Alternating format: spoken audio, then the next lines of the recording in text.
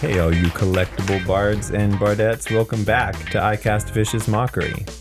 A show about creativity, expansivity, and recycling dead memes into compost. We won't be doing that. But, I'm Matt. I'm Austin. And it's great for you to join us again. Listen, what gets me out of bed in the morning?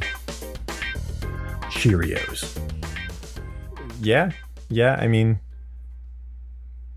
So, did you realize that Honey Nut Cheerios, they've got nut in them?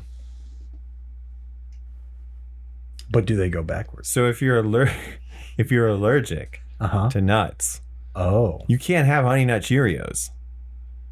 But regular Cheerios don't have... They don't have them. Because they're not called Honey Nut Cheerios. They are... It was staring me right in the face this whole time. It was just like, it was right there.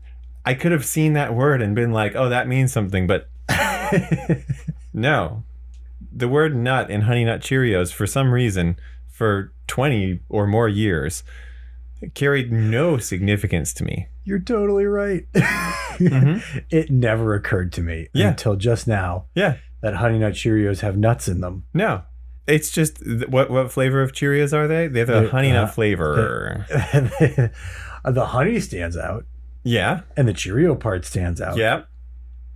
They have nuts in them. They have nuts in them. Oh my gosh. Why? It's so obvious, and yet it never was before. Yeah. Wow. Yep. So... I'm changed. Yeah. I guess. Anyway.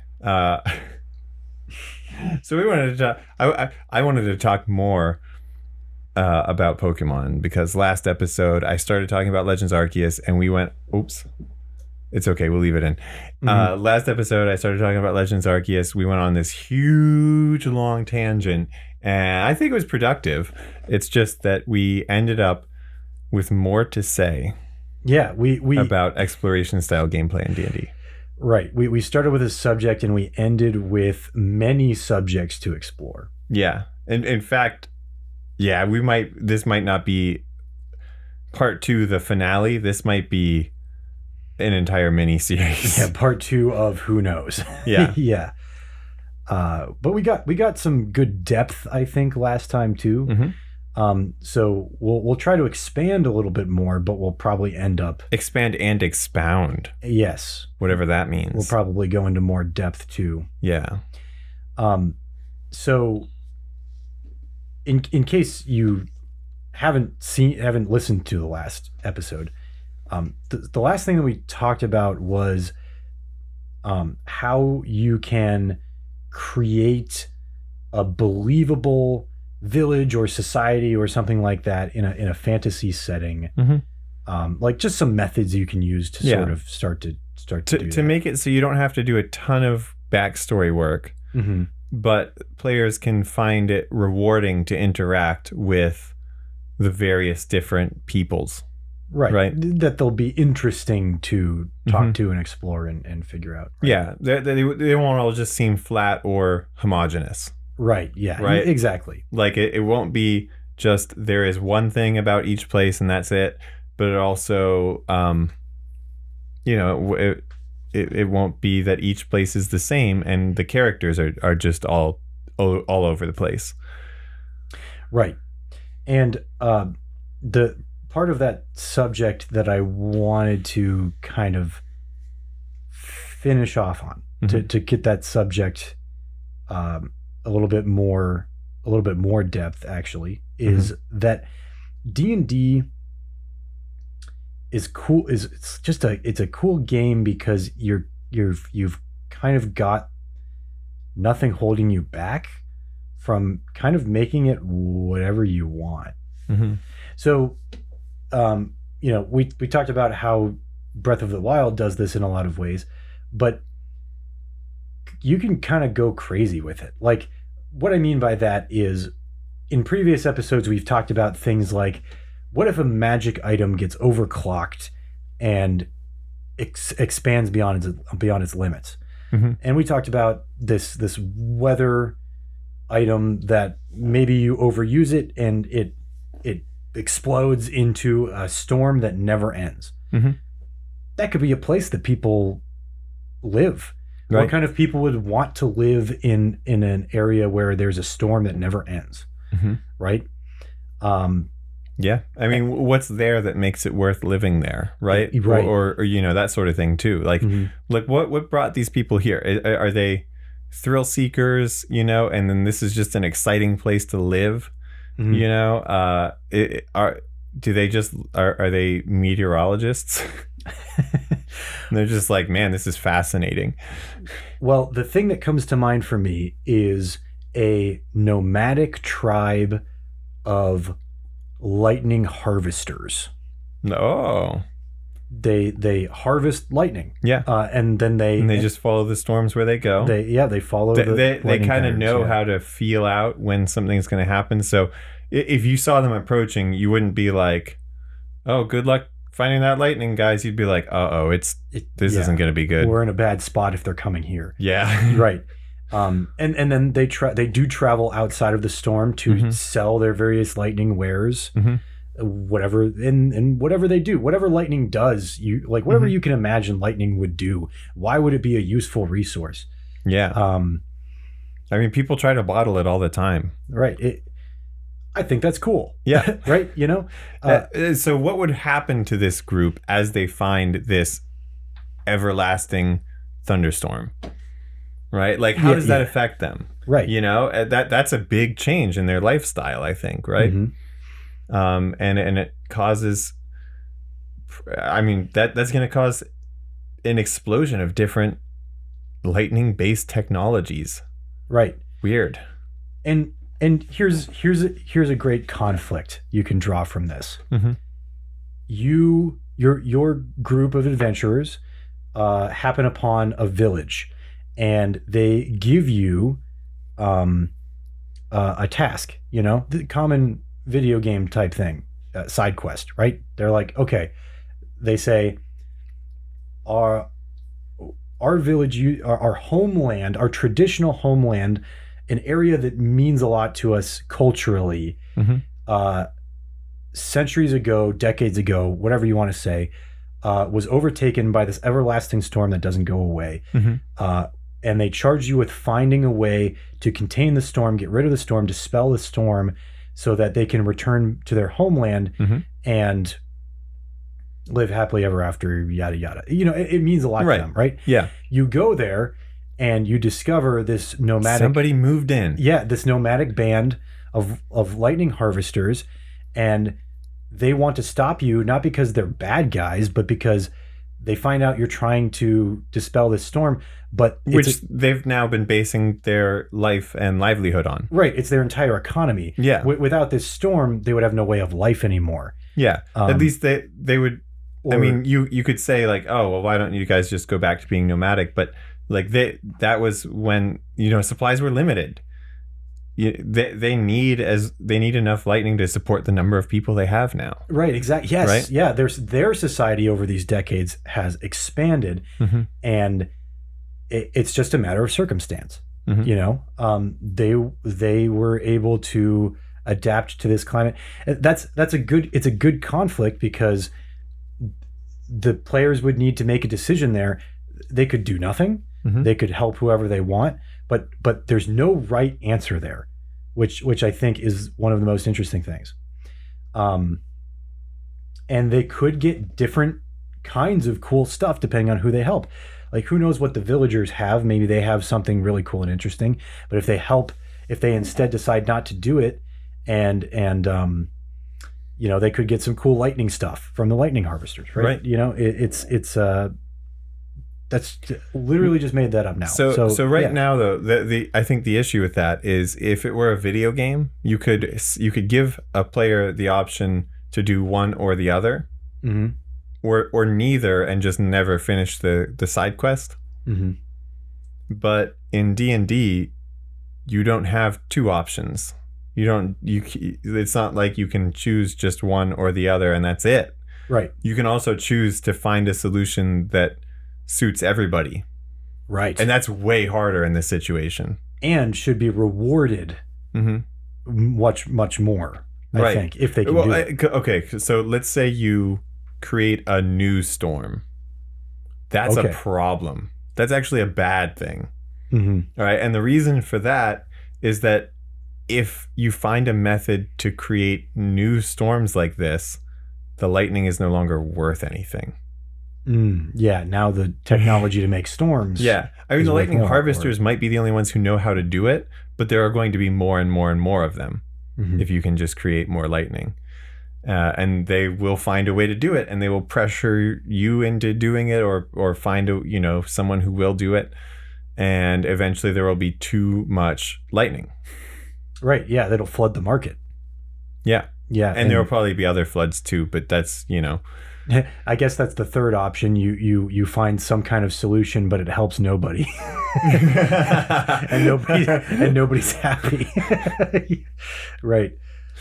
You do something that actually just makes it worse for everybody. Exactly. I mean, oh my gosh, to consider what is good for these characters now and in the future for each group, that's a lot to do. So I think finding a solution that does satisfy all people in that way, like what do they have to give you that's that good, actually, right? Although it could be that the power to harness a thunderstorm is a good enough thing to, like you learned how to move it at least or something. But you've maybe gained some other skills related to that. I kind of think of it in a similar way to like what we're doing here, which is like every time I try to do some sort of edit in Photoshop or on the videos where I don't know how to do it, the worst thing that can happen is it just comes out the same as every other episode previously. Yeah. It's not like I'm really risking anything by trying it. I use some time, but I at least learn something. So I usually get out more than I put in. And maybe it's a similar thing with these sorts of quests, right? Where you might as well shoot for the big option, because at the very least you'll be able to help one of the groups. Right. Right. So you might as well not commit to just helping one or the other. You might as well just go for all of it. Anyway, that's beside the point. But that's an easy. Yeah. That's a good example of one of the conflicts you can set up between groups of people where neither is good or bad. I mean, you could say that the people who have this connection to their homeland should just give it up. Like, to play devil's advocate here, you could be like, well, all right, you clearly shouldn't live there anymore because it's not right for you now. But there may be a physical artifact or something along those lines that makes it so, like, they are really hurting without it, right? Like yeah. It's an actual, like, it's an issue of more substance. You mean? Yeah. It's not just cultural, or it's not this like ethereal, like, idea. It's actually something that physically is, they're physically missing something. Yeah. I see what you mean. And they're running out of time. Right. Like, like they can stay away from there for now, for, seeking shelter elsewhere, but they are, maybe not in your lifetime they'll run out, but they only have so long. Right. Yeah. Maybe their village is already at a fraction of what it once was. Maybe there's something about their ability to procreate or survive without being there. Without being there. Yeah. Yeah. Actually. And I guess if it affects a lifespan sort of thing or anything like that, yeah, you could imagine that it leaves just the younger and more brash people in that village, right, or in that group of people. Yeah, maybe they're not just leaving it to you. Maybe they're saying, "Hey, we're going to go to war with these people and take our homeland back. Will you are you going to help us? We need help with dealing with the weather." because they'll just shoot us with lightning. Right. Yeah, exactly. That's the only thing we don't, But like we have to get back there. Right. Yeah. And they're planning on doing it whether you help or not. Mm-hmm. Okay. Yeah. That's way more interesting. Yeah, because in that case, both sides are. They're both planning on living there forever, whether you help or not. Right, exactly. And there is a conflict that will happen regardless of you help or not. That also puts a timeline on it, which I like. Because then the players can't just him-haw around and be like trying to come up with ideas the entire time. I do like the idea, though, of making it a time limit that's longer than your players have to live. And here's why I'm thinking that. Okay, yeah. Something needs to be done, but you could save it for next campaign. Okay, yeah. Right? Like, sure. These characters can go do their thing and die, and then, this story bit could come back, and it can be something that you explore later if people are interested at that time. That's why I was thinking that, sort of. That, and, like, that... I don't know. It's kind of weird to... Some of the time systems in D&D are hard time systems, like in combat and with spell times. And then some of them are sort of soft time systems where like a week can go by and you can just be like, all right, a week went by. Yeah, and it can be tough. It can be tough to decide sometimes. Even with player feedback, it can still be tough to decide sometimes if it's better to sort of fast forward through it, or if it's better to play through it. Well, you can't trust the players to know what's best. Well, you can't trust yourself either. You know exactly. I mean, you can't trust anybody to know what's best. You kind of have to go for it and take feedback from, like, based on what people say and do. You have to kind of measure out their response and adjust for that, right? Yeah, it's probably just an experience thing. The more you play, the more you DM, the more you will start to get a feel for what's best and anticipate those things. And some people DM to give the same experience every time. Some people DM to give different experiences every time. And so based on how skilled you are, it's either you could fall into those different categories. Anyway, that's really good. We could probably come up with more examples later, but right now there's more. I know. To exploring. I know. Yeah, let's keep it up. Let's keep it going. So we were talking about Pokemon Legends Arceus in the last episode, and that game I've been having a great time with because it just lets you do your own thing to a large extent. There are a lot of different side quests or things like that. Which is a little weird for a Pokemon game. Like, there are little side things sometimes, but usually the most drawn out they are is that you talk to someone in their house and they give you an item. Cool. Okay. Yeah. There you go. That's it. Like, the quest was walk into this person's house and talk to them. I think that's fine. Because that rewards exploration, even though you're not really exploring that much, right? Like, you're just walking into random houses. It's interesting in that way. But this game, there are all sorts of side quests and things. There are a lot of... If you want to track all of the different things that you can progress on, you're going to have a bunch of spreadsheets, man. Yeah. It's that kind of game in some respects. One thing that I think I've seen done actually so well in a particular game that no other game has matched this yet, though, was charting out your progress with exploration. In Legends Arceus, you have a map and some areas are, not quite lit up yet because you haven't been there. And that's nice. But listen, there's a game that gets this just right. And this game is Xenoblade Chronicles X. The Xenoblade game that nobody played because it was only on the Wii U. Yeah. and it's also a side story. Like, it's not part of the main series It's just like a separate thing, and it happens to use the same combat systems, sort of. I was going to ask, I was like, I don't think I've ever heard of Xenoblade Chronicles X. Now that explains why. Yeah. It was only on the Wii U. That game is one of my favorite games ever because they nailed exploration. Here's how they did it.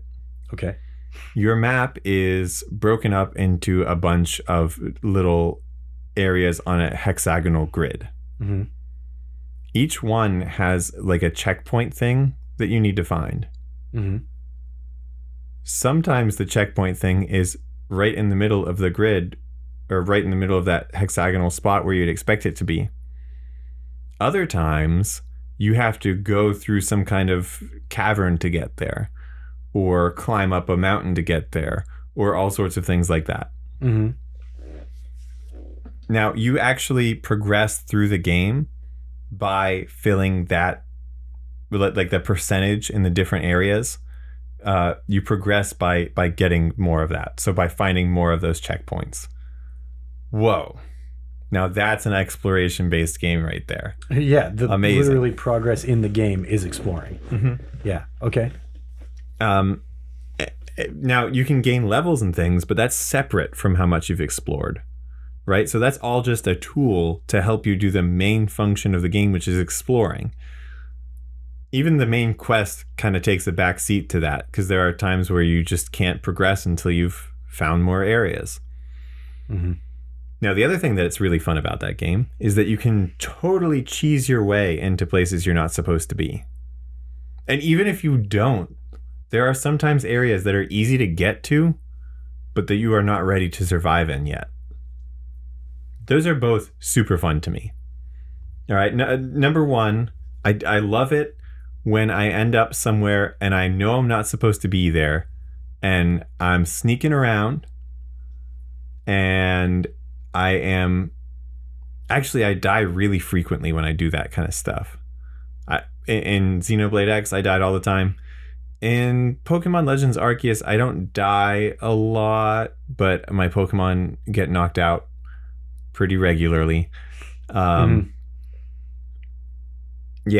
Or I have to like run away or stuff like that, but then I, sneak back in. It's not quite as dire a situation as in Xenoblade X, because there are a lot of places you can get into sneaky, but not get out of. Like there's a way in, but to get out, you just have to fight. Mm-hmm. And you're not ready for it yet. Now, I think it is amazing that level of emphasis on exploration. It's exactly right for me in particular. I don't know. There are other people who, number one, would prefer a more story-driven game. That's an option, right? Number two, they'd prefer like a more of an emphasis on the action of the game, right? Like on what you're doing and not where you're going. Or there are people who just want to chill out in a different environment than usual, but they don't need to like sneak into places they're not supposed to be or whatever. There are plenty of reasons that might not be the ideal game for somebody. But if I'm running a D&D game, I think I want to include things that appeal to me. Yeah, absolutely. Well, if you're running the game, you have to be excited about it in some ways. So yeah, absolutely. Yeah. You've got to be excited. And well, so maybe this is a thing about art and other sort of creations where, for me personally, I would rather make something that interests me than make something that I know will interest a target audience or something like that. It's really hard for me to get myself to be excited for something that way, right? Like something where, I'm sure that these people will like this, whoever is into whatever, these sorts of things. It's hard for me to get excited about that, I guess. I don't know. You mean it's hard for you to get excited for specific things, or I'm not sure. Like if I was running a game at the moment, Mm-hmm. it would, like, if it's not a game, if my focus is on what will excite the people who I'm playing with, then that is not something that I can get myself to do. I just can't get myself to focus on that. Like, it has to be what's exciting to me. Like, what would I want to play? That's all I can make, really. That's all I can get myself to make. Yeah, and yes, I agree with that. Mm-hmm. I don't think that I've tried to do stuff that I thought that other people would enjoy and Mm-hmm. run it that way. Yeah, that doesn't work I don't know if it's just really hard to do, for me. or if it just takes a different kind of person than I am to be able to do that. Right. I don't know what it is. Mm-hmm. But I can't get myself, like, I can't motivate myself to do it. But I think that as a general rule, the players will be more excited to play something that you are excited to run. Mm-hmm. In most cases, Right. Maybe some people do, though. Maybe some people are only excited to run things that they know other people will enjoy. You know, like, and they do get excited by figuring out, like, this is what's going to appeal to this person. Let me put that in. Yeah, they see a challenge. Mm-hmm. They see a worthwhile challenge in it, almost like they're challenging themselves to see how hyped they can get their players. Yeah. And for them, that's the game. That right? is the game. Yeah. Yeah. Yeah, I think there's something to that. I think you're right. I think that, and I think that I'm with you that I find it difficult to run things that I wouldn't be excited to play myself. Yeah. Right. Yeah. And maybe it's all right. You know what? Let's talk about it. Okay. Here's what it is. Okay. How do you give gifts to people? This is what I do. This is my method. And I've been working on it for a little while, and I'm getting better at it. Mm-hmm. But my method is under time pressure, I don't always give good gifts. Mm-hmm. I also am not very skilled at doing very many physical things. Mm-hmm. Like making things. I got bad hands. They're not good at that stuff, I guess. I don't know. Like the ways that I can express myself artistically are ephemeral. Yeah. Either movement of my body or things like that. Can't do can't make stuff, right? Very well. So as a result, I buy gifts for people. But what I look for in a good gift is something that this person and I have in common. Something that either we can do together or use together, or an interest that we share, that sort of thing, right? Like it makes them think of me, and it makes me think of them. Yes. And that's what to me is a good gift. Mm-hmm. So I can't I can't just buy 10 of the same thing and give it to each person and say, we're all set. Yeah, I did it. Yeah. Yeah, I've done it. It has to be meaningful. Something that's specific to that person. Mm-hmm. But it also has to be, and to you. Yeah, something. It doesn't have to be something that I would want myself necessarily. But it has to have meaning. It has to have meaning to you. It has to tie into things that I'm interested in, or that sort of thing. That's what makes it, like, to me, a very good gift. I agree, because it's a representation of your friendship or your relationship with that person. Mm-hmm. You're telling them through this object. You're telling them, I understand you, mm-hmm. and it's a Yeah, exactly. I feel the same way. Like we just did that. We just did that Secret Santa gift exchange, that we do, Which, by the way, I know you weren't like a part of this time, but everybody's saying that you and Anna are going to be part of it next year if you want to be. You don't have to be. It's optional for everybody, and so people opt out every year. It's totally fine, but we're at least going to loop you guys in and give you guys the option next time. All right. Everybody. I'll start working on a thing now. It was unanimous. Yeah. You never know who you're going to get though. But I'll just have to have something prepared for everybody. Well, hey, then you could rotate, except that sometimes you'll get the same person. Anyway, the person I got this year was different because unlike before, everybody sent out a short list of things that they like, which was really helpful because the person, that I was supposed to make a gift for, you don't have to make it, but you have the option of making or buying. It's up to you, kind of. But the person that I was making a gift for, I went down his list and I found something on the list that I was like, I really like that too. That's absolutely what I have to do for this person, because this is an interest that I share with them, and it would excite me to make something like this. Well, and besides that, it also kind of says like, hey, even if we don't actually get the opportunity to spend more time together and talk about this, thing that we have, like, participate in this interest that we have together, I would like that. I would like that, and I think that would be great. It's sort of an invitation, or an excuse to spend more time together. Yeah, you know, absolutely. Exactly. So yeah, they do. It says a lot. I think when you do find that correct balance, and I guess that answers what a DM should be doing, doesn't it?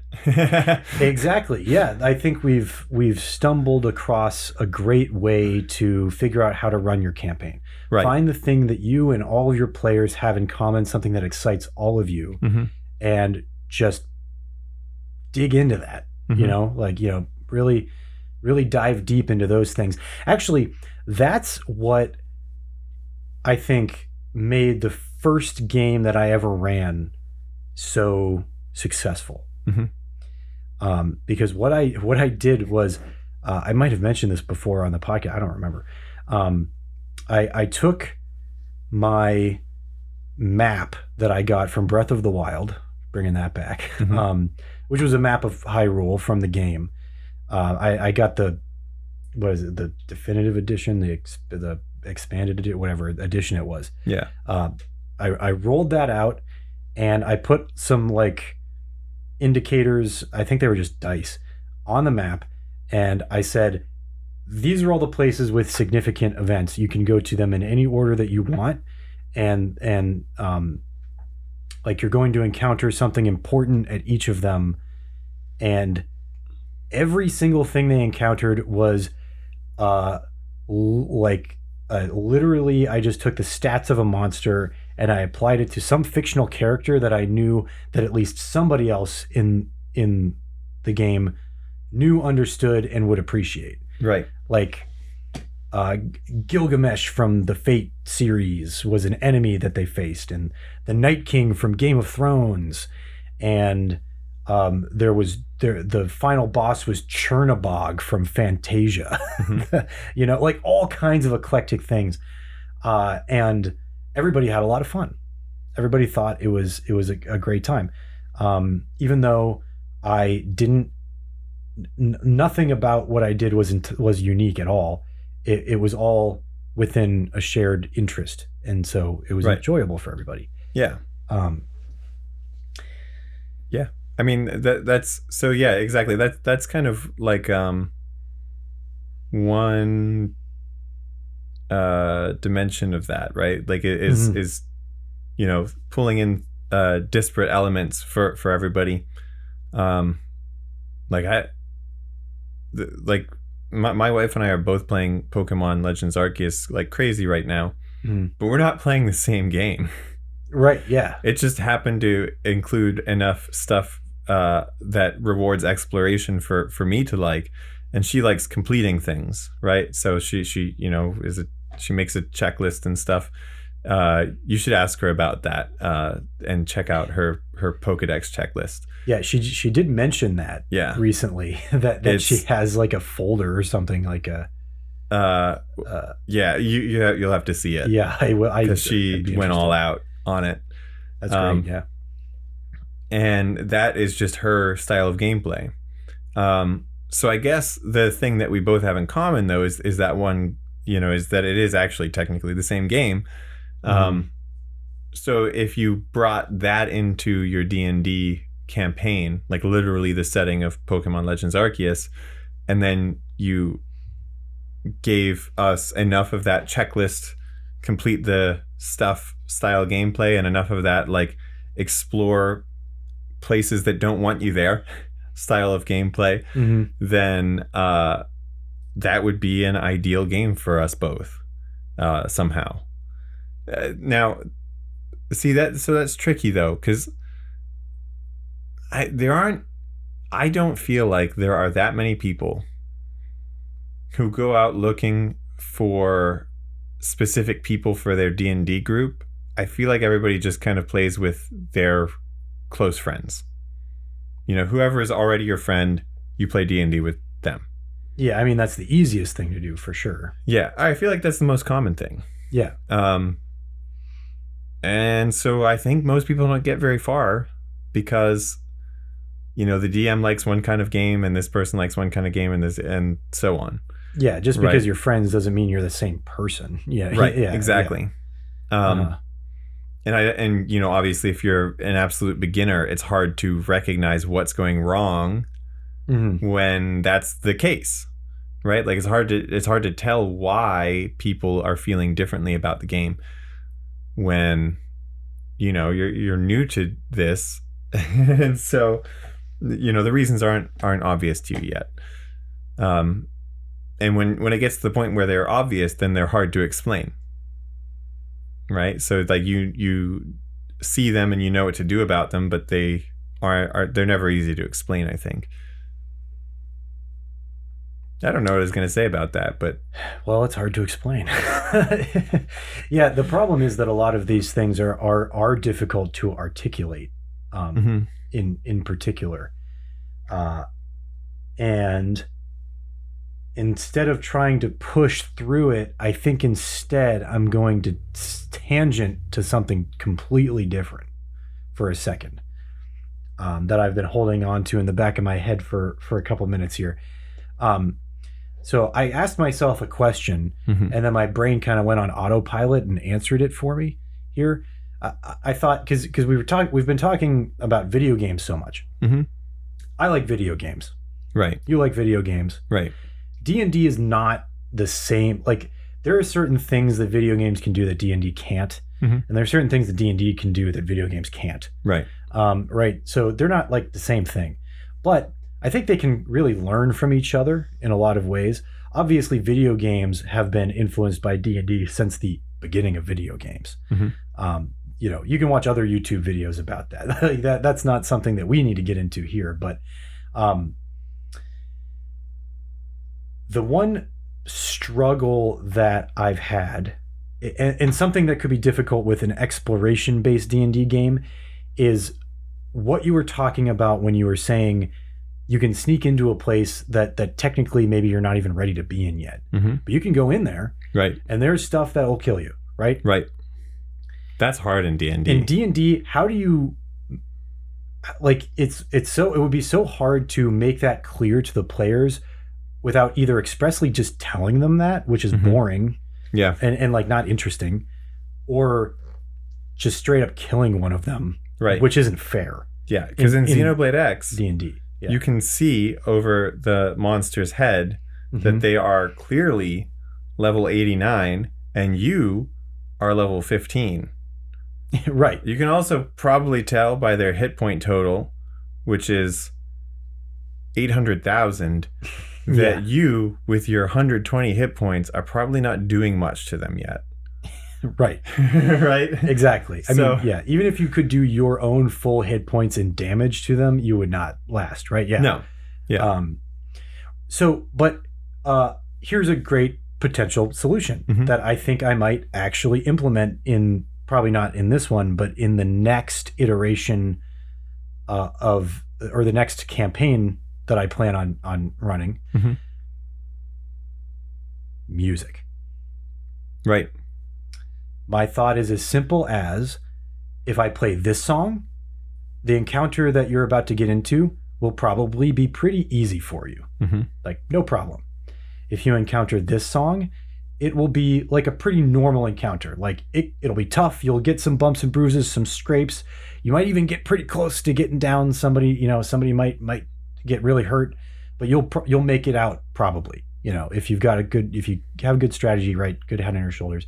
And then this song, you better run away. Yeah. Like you are not ready to fight this thing. I think that's the actual approach that Xenoblade X uses. Well, a lot of video games do. I mean, aside from showing the levels and stuff, basically they communicate the information to you in a bunch of ways. Mm-hmm. But yeah, when there is a more intense seeming combat, it does switch to different music based on, I think, the level of the creature and then its category or something. I don't remember. Yeah, and some games will play different music based on the level disparity, disparity. How much different your level is to the creature. Mm-hmm. It'll play different music. And like some games will even put like a red skull next to the name of the creature if it's way too hard for you to fight right now. I know that Fallout 4 does that. Yeah. They'll put like and one of the most fun things is finding a way to go and just do that anyway. Yeah, exactly. But I think in D&D that's really tricky because you don't have that. It feels like you don't have that option to experiment. It feels that way because your character will die. It takes so much effort to create a character that it feels extra bad to die. Yeah. Right? That's part of it. There's even more, though, I think. Mm-hmm. A lot of Let's Plays of these exploration-based open world games, people will be angry in the YouTube comments if they die a lot and have to redo stuff. Sure. Because I think when you are not the one doing the exploration and learning, I just don't think it's as entertaining to watch. And I think if you're in a group setting, you're using not just your time, but everybody's time when you're trying to experiment and do something that you shouldn't be able to yet. Yeah. Plus, I think D&D is balanced in a way where it is just actually really hard for, a level 2 party to kill a level or CR 20 creature or whatever. I mean, it would be basically impossible. Yeah. Yeah. Whereas most video games, you can eventually find an exploit. Yeah, but I mean, the information that you have about video games is more complete because they're a hard system. They're set in stone. Mm-hmm. Whereas your DM can change things on the fly and whatever. Right. So that's part of it. But I guess the information isn't the only thing because I don't hear people talking a lot about in D&D strategizing ways to overcome really difficult creatures. Maybe I'm just looking in the wrong places, but I don't see a lot of stuff about overcoming really difficult creature encounters with super low level characters or things like that. No, you really don't. It's not, at least in the forefront. Even in the niche part of the internet that expounds on D&D, I don't see it very much. Yeah. Whereas with the Xenoblade Chronicles game, half the YouTube videos are people when it comes out, it's people fighting the super bosses and beating them at lower and lower and lower levels successively. Right. But you don't see that. You don't see YouTube videos of D&D level 10 party fights a Tarrasque. You don't see that. Yeah. So I guess that's just not. I think the combat in D&D must exist for a different reason than to test your combat knowledge. Right. Because I think a lot of it has to do with the skill involved in D&D has nothing to do with what your character is actually capable of, because you decide what they do, but it's a very different kind of thing than a video game where you do inputs. Even RPG video games with turn-based combat, it's different because your list of options, it's more of resource management in a video game when it's turn-based. Well, resource like that. management and understanding the interactions between your abilities, right? Right, and understanding strengths and weaknesses of what you're fighting, what it's capable of, what you're capable of, like all of that stuff. Which there's an element of that in D&D, but maybe it's just because video games do it so much better. That's probably true. Like you Yeah. can't like D&D is so hard to reset, and retry something. Maybe that's an option though. I wonder, like, some sort of, like if you have a system where a temporal, TPK, everybody just resets. Yeah, like a temporal shift. Mm-hmm. Yeah, I mean, there are plenty. I mean, that's like sort of a media trope, even. But it could work in D&D. Yeah, where time resets to a certain point before that, but all the characters remember it happening. Mm-hmm. There's magic in D&D, so it's not like out of the question for something like that. Basically, adding save points to the game, right? Right. Like that could radically change how people interact with it. Maybe in a good way, maybe in a bad way. I'm not sure. It's hard. So, and hard here's the other part of the system that I would probably include is you can revive fallen teammates, but you can also continue on without them until you get to a point where you can go and revive. Like reviving them requires giving up on your current mission. Mm-hmm.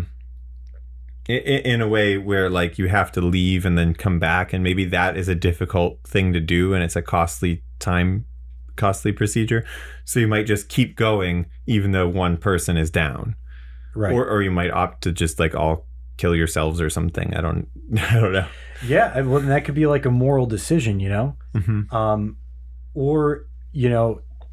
Or just like it's a difficult thing to do and you have to pass a Constitution saving throw to even be able to do it, and otherwise your character's like can't go through with it. Not this time. Yeah. To complicate it even more, it could be something where this is by the way, knowing that they will be fine in instantly after they die because of time travel, right? Like that. I'm assuming that that's what ends the loop each time. Like that's the one end of the loop is if they die, then they go back to here. So if you died right at the beginning of the whole thing, you still like the same amount of time passes for you as for everybody else. You just wake up and you're here again right at the beginning. That's what I was assuming. In my mind, the way I thought of it is that maybe the entire party is linked in some way with this magic, right? And maybe once they all die is when it resets. Yeah, I mean, if you died, you wouldn't know that everyone else is still alive, obviously, because you'd be dead, right?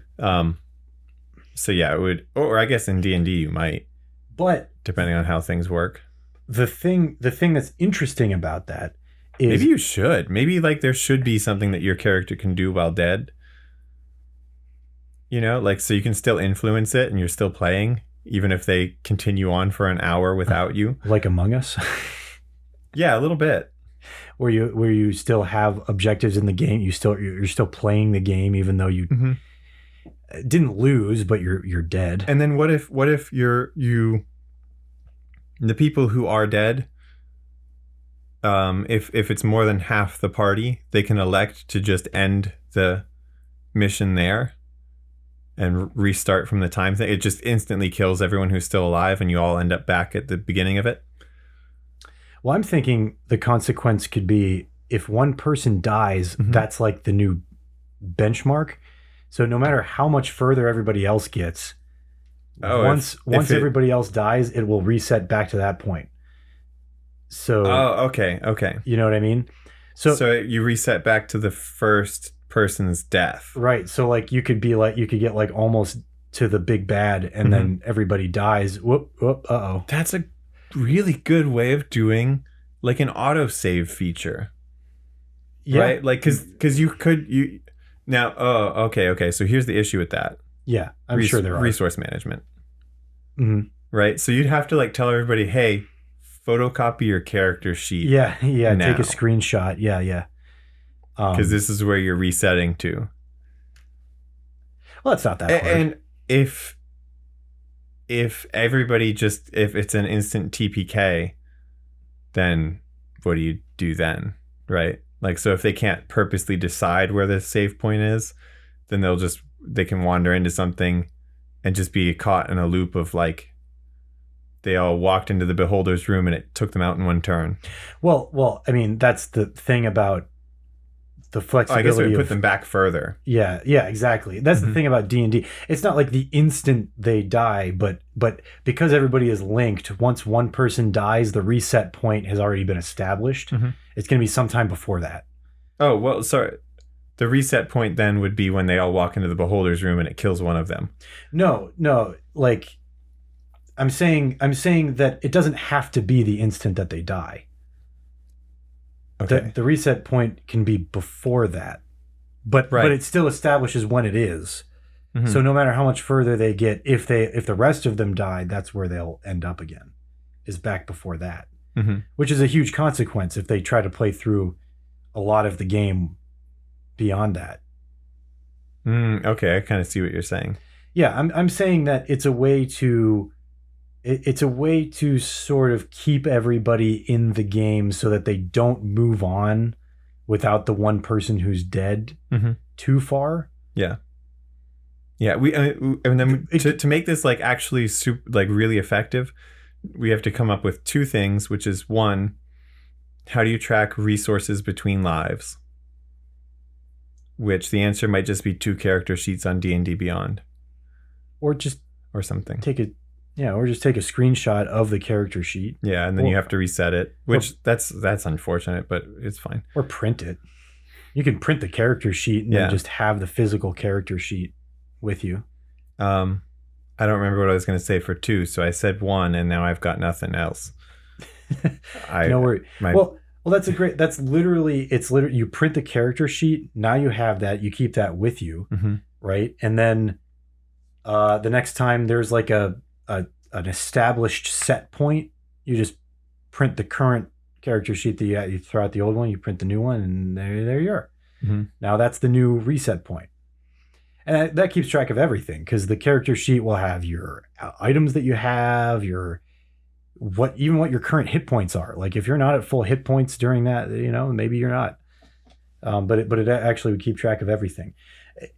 It would be a kind of a complicated system, but it could work. If that's the kind of game you want to run, that's really not a bad idea. I'm sure people have done it, and I'd be curious to know how that actually would go, like actually doing it, like practically doing it. How would that go? I have no idea. Yeah. It's hard to say. It would be interesting to see for sure. Yeah. But I see what you're saying too. Because the other option is, like you said, to make it so that it's not like the game is over when you die. Right. In death, you have some influence on things. I think it would really have to be not as much influence as you had when you were alive, but it's definitely. Yeah, but it's like you're watching for your chance, right? You like that's what the gameplay, like you want to keep the players engaged when they're dead. Like Egyptian rat screw. Like even when you're out, you can slap back in. If you don't know what that game, look up that it's a card game. Look it up. Do you know what that is? I think I've played it once. Egyptian rat screw? Yeah. When I was a teenager, I learned how to play that game from the other kids that I was with on my trip to China. They were from Chicago, so maybe it was a big game in Chicago. I don't know, But anyway, they played that. They were. I learned the rules. I haven't played it since actually, but I still remember how. Mm-hmm. Anyway, what you're implying, I think, is that it would be interesting for them to have a way to come back to life themselves. No. I mean, maybe that's what it is, but maybe it's more like something that they can do to influence combat or ability checks or stuff like that while they're dead. As a ghost. Yeah, all good options. Mm-hmm. Man, there's just so much. You can do whatever you want, man. D&D is so like, man, you can do whatever you want. There's so many. And we didn't even talk about some of the other stuff that we wanted to talk about in this episode. I know. Do you believe it? This is a great topic. This is bringing forth a lot of interesting ideas. Yeah, I don't know. I don't know if we have enough time to get into anything else. Nope. I think we have to end it here. We do. All right. See ya. Yeah. Bye, everybody. Oh.